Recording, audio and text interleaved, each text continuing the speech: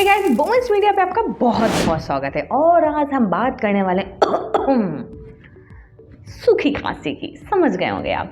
तो सूखी खांसी से आराम कैसे पाया जाए, क्योंकि आखिर सर्दियों में और सर्दियों के बाद जो कि हमारा स्प्रिंग सीजन आता है, इसमें भी सूखी खांसी की समस्या काफ़ी आ जाती है।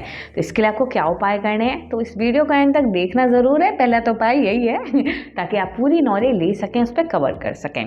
तो उसके लिए आपको क्या करना है कि पहला उपाय ये है कि आपको गर्म पानी पीना है, और साथ ही साथ गर्म पानी पीने के साथ साथ आपको एक एक घूंट करके पानी पीना है। दूसरी चीज़, आप अपने फेस को, अब एक आपको बर्तन लेना है, इसमें गर्म पानी रखना है और उसमें आपको तौलिए से अपना सिर ढाक लेना है, इसे भाप लेना है। अपने बाउल और फेस को अंदर रखना है और सांस के द्वारा भाप को लेना है, ताकि आपका जो बलगम है, जो आपके रेस्पिरेटरी सिस्टम में है, उससे आपका साफ हो जाएगा और काफ़ी मदद मिलेगी। दूसरा उपाय ये करना है कि आपको नींबू और शहद को गर्म पानी में मिलाकर पीना है, लेकिन हमेशा याद रखें आप इनको वार्म वाटर में पिएं, ज़्यादा गर्म पानी में ना पिएं, इससे शहद की गुणवत्ता ख़त्म हो जाती है।